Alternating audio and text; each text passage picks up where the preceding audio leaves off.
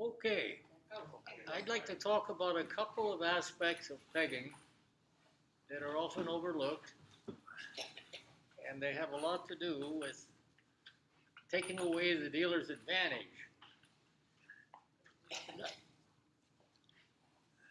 Maybe you've got a hand, it's not a good hand, but we end up with these quite frequently. We got one middle card with King, Queen, Jack, or 10, Jack, Queen. Now, it wouldn't matter even if this were a 9, wouldn't matter. A single 9, we generally say, is a poor lead. I'd do anything with this if you break it up.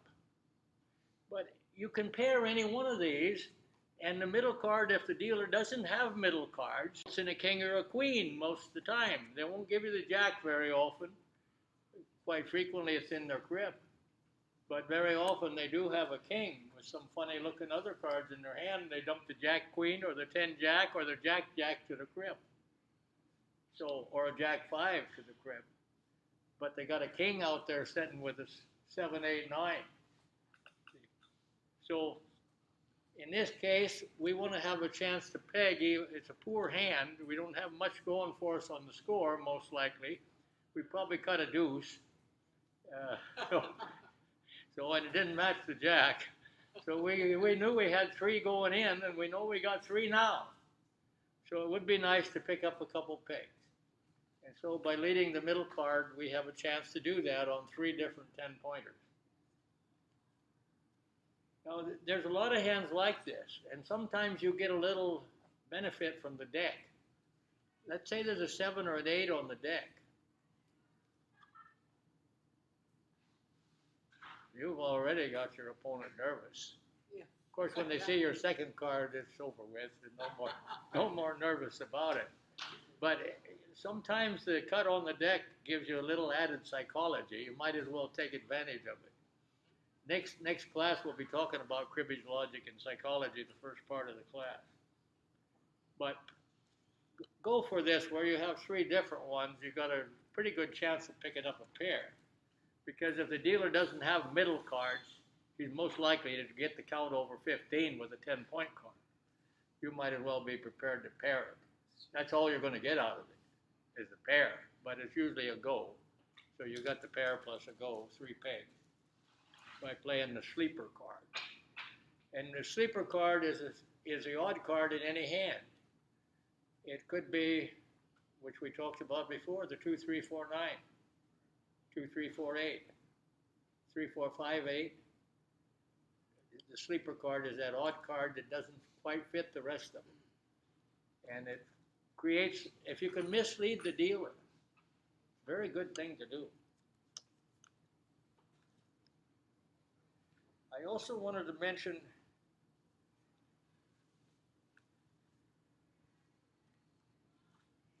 a couple 10 spots. I wanted to mention this hand because the less you let the dealer know about your hand, the better.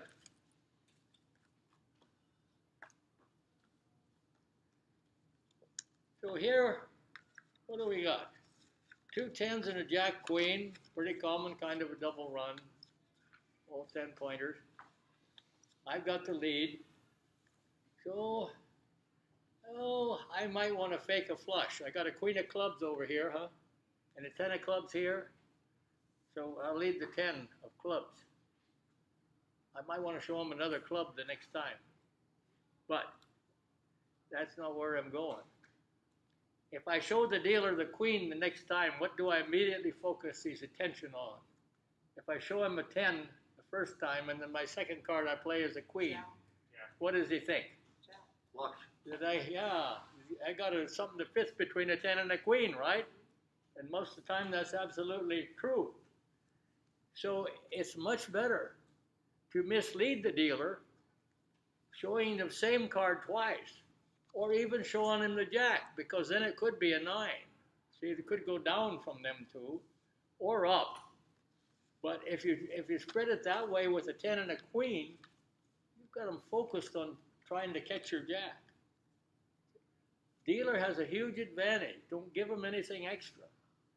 So my preference is to show them the same card twice.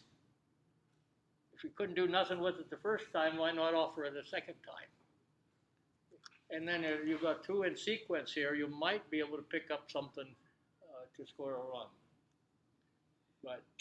But keep that in mind, because I see it done often, and people will lead here and then lead there. And we're going to talk some more about this in our next class. I wanted to show you one of my,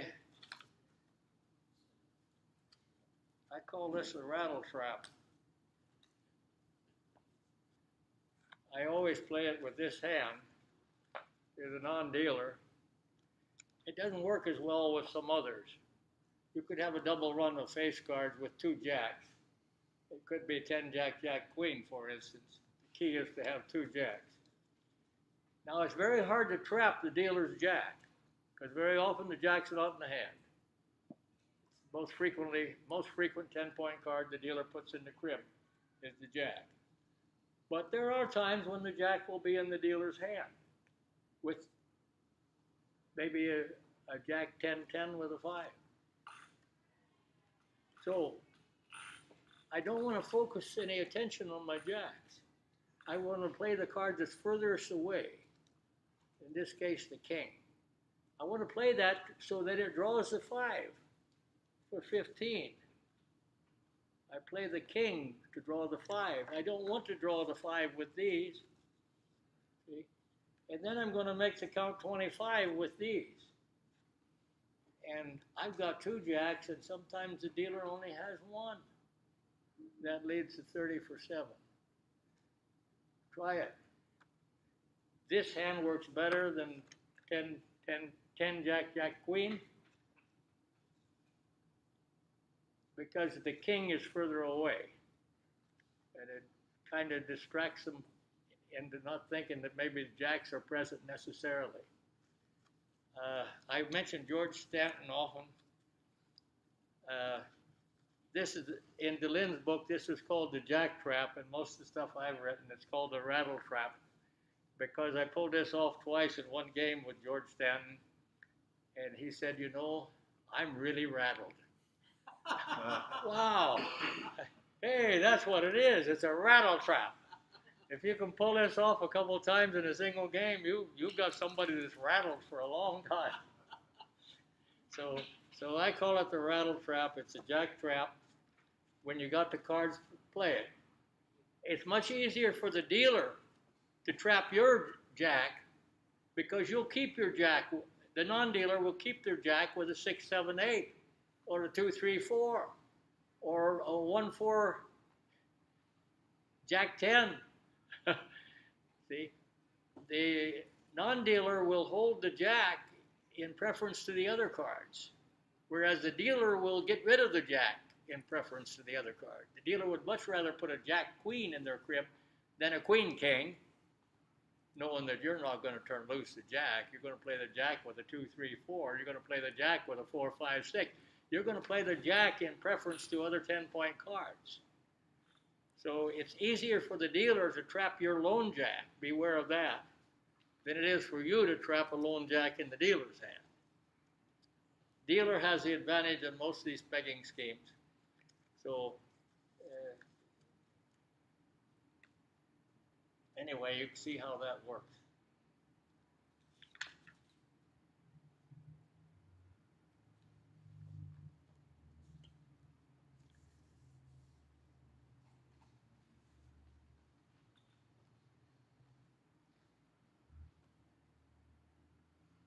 And that's kind of covered here. The rattle trap. Jack may not be the second. At the time I wrote this 7 years ago, I thought it was the second, but it's an easy card to trap if it's available. It is commonly available. Easier for dealer to trap, and why? You know, this game is entirely different. One side of the board to the other. It's an entirely different game. On the crib side and the non-crib side, it's entirely different. The cards work entirely different. And it takes sometimes a lifetime People don't recognize that. But, and I get in some papers I've written that demonstrate this so clearly. I'll go back to one I mentioned in the earlier class on discarding to your own crib. A pair of 8s to your own crib scores 2 points almost 30% of the time. Why? Nobody wants to give you a 7. Some people would sooner give you a 5 than a 7. So you get a king 9, a 9 queen, a 6 king, a 6 10, a 6, and your pair of 8s is worth 2 unless you cut the 7. Then it makes for a pretty good crib then, and then they'll moan and say, my, oh my, you got 12 out of my king 9? And then you should say, yeah, I planned it that way. No. But what happens so often, because we're used to turning that pair of 8s and taking 2, is we get to thinking, well, hell, the damn thing doesn't do anything in my crib. I'll take a chance on it. Oh, just 20. First time you tried it was 20. Next time was 21. How come? How come it's so different? It's so different because the most frequent discard in cribbage made by the dealer is a 7-8. Of all the discards that are possible of the 91, on the dealer side of the board, a 7-8 is the most frequent discard, followed by the deuce 3, which comes in with you put the king 1, the queen 1. Those are, according to John Chambers in his book, king 1 is the best because it's the widest you could possibly toss. A 1 and a king must be a good thing. It's a good thing as long as there's not a deuce 3 in the table and cut a small card. And it's amazing how often that small card is a deuce. Does it ring a bell? It's 14. Oh, I wanted to mention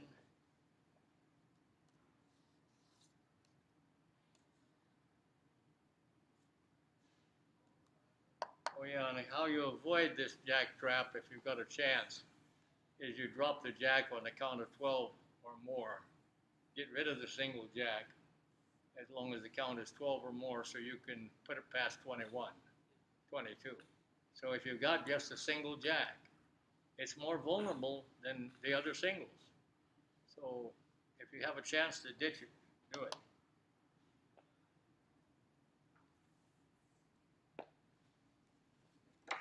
I wanted to mention enticing to play. We mentioned sleeper card, but enticing to play is you want to peg some. And a lot of folks don't see how this is working out. But let's say you've got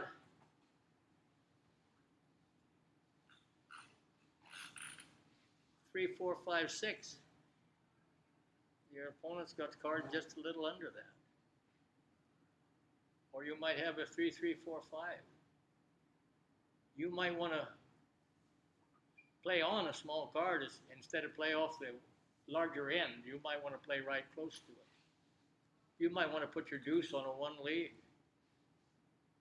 Probably wouldn't put it on a 3 lead. You might put it on a 4, just to see if you don't spread it out for maybe even 2 runs.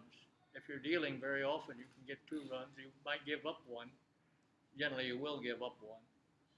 But quite often, you can stretch ahead to get 2 runs for yourself.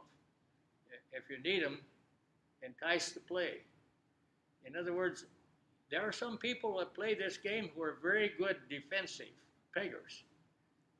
They hardly give up any pegs at all. But they don't score none for themselves. Moeen Martin played in our club for years, great poet, wonderful. I had a tough time with her because she took my pegging game away.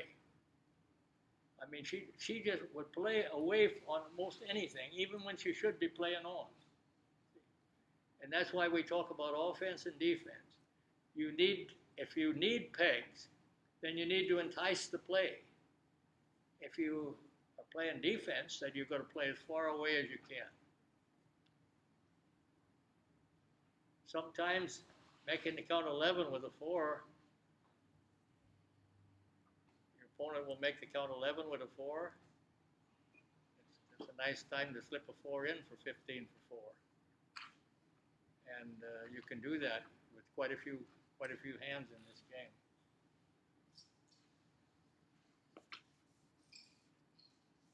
I did want to mention Cribbage Hand of the Day. Do any of you go there? Okay. It's a wonderful site. I think probably if you type daily cribbage hand in your browser window, your search window, it'll take you right there. You can play a while without actually posting comments, but there's a lot of good comments every day. There's a hand every day, and a whole lot of very talented people responding to it, and people learning the game too. There's a wide range of people on the site, and it's year-round, every day, 365 days a year. There's a hand on there, and it shows what you should discard, and you hear from people who explain why they played the hand this way. Not just the discarding, but the pegging. And that's on cribbage.org? No, it's a separate place. Daily Cribbage Hand. It is on their links. If you go to the www.cribbage.org, you'll see they have a cribbage links. And Cribbage Hand of the Day is one of their links. There's quite a few things there that you might find of interest on the links. So it's a great site. We actually, it's improved so much over the years. We should be proud of the webmaster who maintains it, because there's a lot of material on there. And so utilize it. I got one more thing here I want to hand out, I think. Yeah, let's get into that one.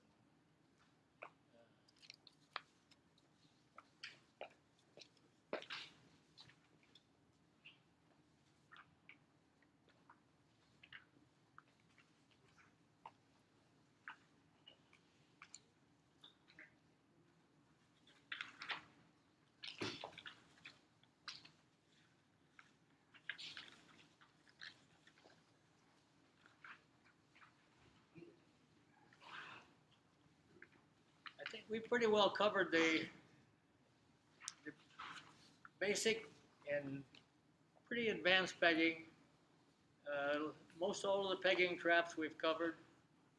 If you look for them, they're available quite frequently. And timing, of course, is a great thing. You hear so much about luck, but when you watch games take place, what appears as luck is good timing. You decided to hold a particular hand with particular pegging values, and it works. You'll get 31 for 5. You do that twice in a game, so you get down, you're counting first. You need 7 points to win, counting first. And your opponent says, well, there are a lot of cards that won't make 7. And you've got 9 or 10. But you're kind. You don't say, well, you remember when I pegged them 5 holes on you 2 different times, 31 for 5 twice? Where the hell would I be without them?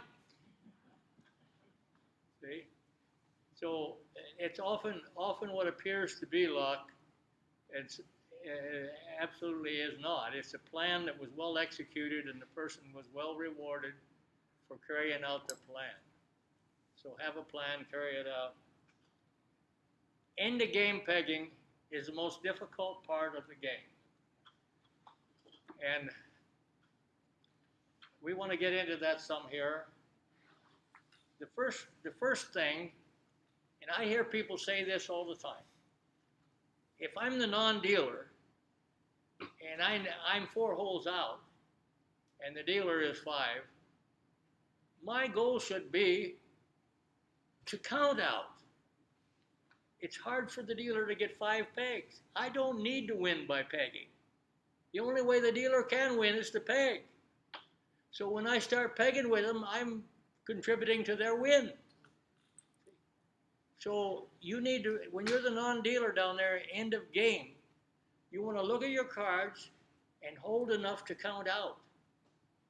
Now, if you were at 2 and the dealer was at 2 or 3, 2, somewhere in there, then you've got to flip it over and decide that probably the dealer's going to peg out if I don't get there first.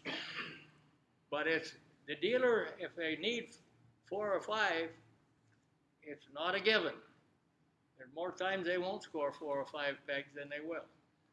But if you cooperate with them, they'll get them a whole bunch of the time. So the basic premises, if you're the non-dealer, hold enough points to win the game with first count. Play it safe on the pegging. Non-dealer pegging averages are very small. I show some here. These are from 100 game averages. I show a whole list of them there in parentheses. That's the number of pegs I got as a non-dealer and over 100 hands. 1.88, 1.68, 1.90, 1.71, 1.74. You see there's a couple twos in there, but the twos are the exception. That's non-dealer pegs. Never did I hit a 3 or a 4. And these are 100 game blocks. So very few hands that will allow the non-dealer to peg. And in endgame pegging, the dealer is going to be very uncooperative.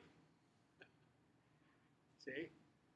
Because he wants to peg out. He don't want you to peg out, so he's going to be very uncooperative, trying to get his cards to work. If you're holding a tightly bunched group of cards, say you only need 5 pegs, and you're holding 4, 4, 5, 6, don't. Put a king in there. King, the least likely card you'd have in the end game, right? I mean, you're setting up the dealer to win with card. You don't have an escape card. All you need is 5. Why worry about 12? Oh, you're going for the 24 pot in this club, could be. Huh? Could be, it's getting late, final game, you got a shot at 24. But it's an easy way to lose game. Keep enough points to get out, but don't keep a lot of extra ones. In other words, if you needed 6, it'd be much better to keep 2 5s with a 1 9 than it is to keep 2 5s with 2 jacks. Okay. So try to hold just the points you need to win. Now there's an exception, and that's usually the case. If you looked at your hand and you needed 2 or 3 pegs to win, and you got an 8, 8, 7, 6, and you kept it for that reason, you lead the 8. I mean, if it's paired, you win. If it's 15, you win. So sometimes you would keep a group of cards that tightly fit together. But that would only be the case where you could pull that off. The dealer generally, well, we'll get to what the dealer's going to do. Of course, it's ideal if you're down there in the end game situation, if you can lead from a pair. It's ideal, small pair. I always hope to get a small pair when I'm down there. Smaller the better. Lead from them. I'm not as scared of a pair of aces down there. It's a good lead. So I want to break the aces anyway because I got enough to get out. So I lead the ace. Lead from a small pair or triplets even better. You got 3 4s with a king. Actually, the more similar your cards are, the less likelihood there is you can be pegged on. If you had all 4 4s, you know, the chances decreased that your opponent would have cards that fit around 4 4s. They wouldn't work. So the end game, though, don't try to make any logic out of the cards that are in play. There is none. The dealer is going to choose what he believes to be the best opportunity for him to peg out. And you're going to choose, hopefully, if you're far enough back, enough points to count out. So if you're looking at close games, think of counting out rather than pegging out as a non-dealer. Remember your discards to the crib. Very important. You threw a deuce away, and you have a chance to either make the count 13 or 12. Well, there's a little percentage there. You know where a deuce is, so it sounds like 13 might be slightly better. Might not be, but playing the numbers, there's one less deuce than there are threes. If you make the count 12, there are 4 threes, and if you make it 13, there's only 3 deuces. So you got a 25% better chance to make that work by remembering what you discarded. I mentioned faking a flush. Not such a big deal at endgame, but it could be, especially if the 2 cards you're showing are a 9 and a queen, or a 10 and a king of the same suit. Most people, if they see that kind of a presentation, will figure you've got a flush. And then you'll surprise them because you got the 2 you showed them were spades, and the others you got are a 6 and a 7. And they try to lead the spade if they got one left. If your 2 are spades, the 9 and the queen, very often you'll score on it because the hand, you can't read the hand.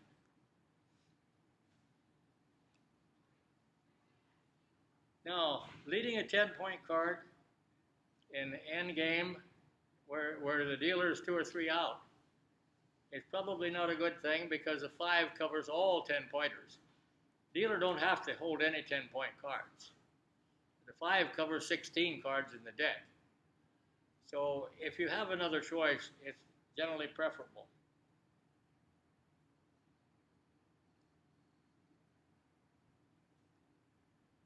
And of course, don't be fooled. Don't even try to figure out what the dealer's got. The dealer's going to hold 4 cards, hopefully 4 different cards. If he's 2 or 3 pegs out, he's not going to hold a pair. That's a good time to pair, right? If the dealer is 2 or 3 points out, he's not going to hold a pair. He's going to hold 4 different cards. He's going to hold a 1-4 and a 7-9 because he's got middle cards covered and some of the small ones. So now in the case it was a 4 you paired, he got 15 for 2. So, but just, work at that. If they're 5 or 6 out, they're going to have to try to get a pair in back to back. So where they are in the end game has a lot to do with the kind of cards they would retain. And if they're close, like 3 points or 2 points, they'll hold 4 different cards rather than a pair. So you can get away with pairing a card on the second time you play, because you're going to have the lead. Second time you play, if it's a pair, you'd pair it. Some rare exceptions, maybe you would like to get the count over 15 rather than give the dealer another chance to score 15. Sometimes pairing a small card would leave the count under 15. You might want to put it over 15. So again, there's some flexibility needs to exist. In this last paragraph there, number 10 down there, it shows what my pegs are as a dealer. And when I mentioned that there's very few, I play 1,000-game series with Hal's Crib, Rex Crib, and Cribbage Prof. And neither one of us in 1,000 games ever make 4.0. Neither one of us. It's always like 3.6, 3.7. I outpeg him as a non-dealer pretty consistently. As the dealer, we're usually just exactly even. On 1,000 games, we've scored the same number of pegs as dealer. But That's what the numbers look like in 100 game blocks. 3.52, 3.49, 3.59, so on. You see them through there. No place does a 4 ever show.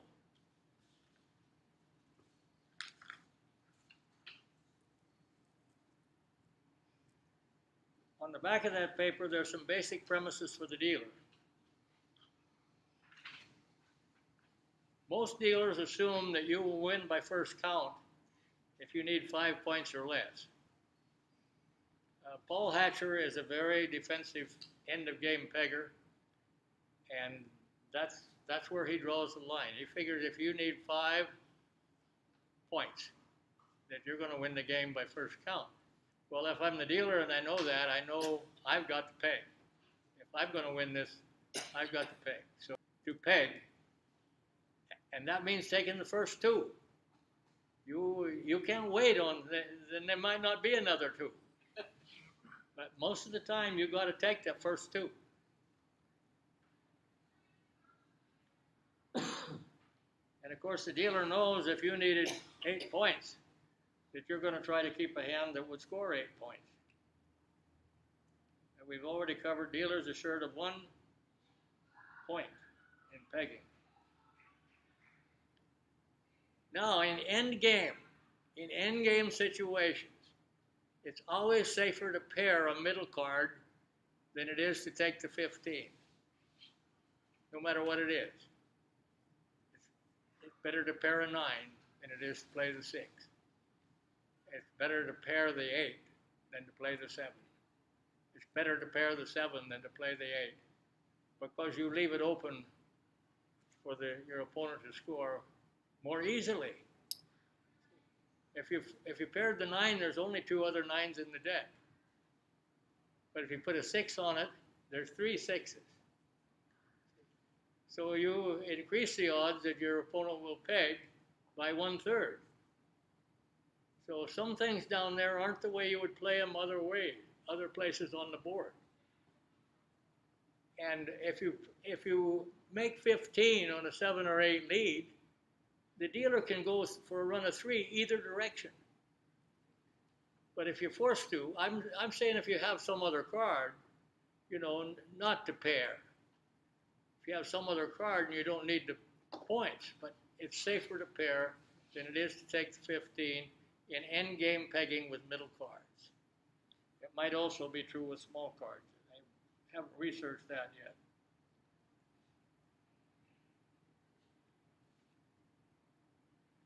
Now, if you look at your cards, and there's no pegging cards, I mean, you've got 2 8s, a 10 queen, and 2 kings.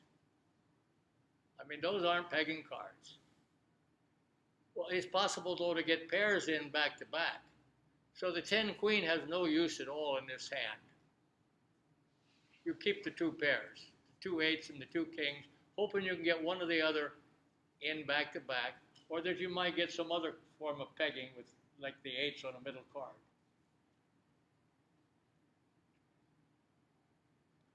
There's no advantage in holding 4 different cards if they look like those. 8, 8, 10, queen, king, king. The advantage is in holding the 2 sets of pairs. We've already talked about the 11s from heaven that benefit the dealer. Not so much in endgame, because there may be no 10 cards in play. So sometimes these two card 11s mean absolutely nothing in the end game, because neither player, if they're within 3 points of going out, are going to hold any 10-point cards if they have a choice. They're going to hold pegging cards. We'll talk about what they might be when we start our next class. And of course, if pegging doesn't develop, the dealer needs to keep a pair, 2 cards of sequence, or cards with a gap, 4 and a 6, 3 and a 5. That's what the dealer's forced with. If it looks like you're not going to get pegs early, then try to keep 2 cards either in sequence or with 1 space between them, or a pair. So you've got 3 options. If you don't get a 15 or some other score, then look at retaining the 2 cards that are either in sequence, have 1 spot between them, a 1-3, a 4-6, a 6-8, and you might just pick up the 3 or 4 pegs you need. But missing the first 2 makes it tough. So, any questions? I think we're ready to play some cribbage. Thank you all for coming.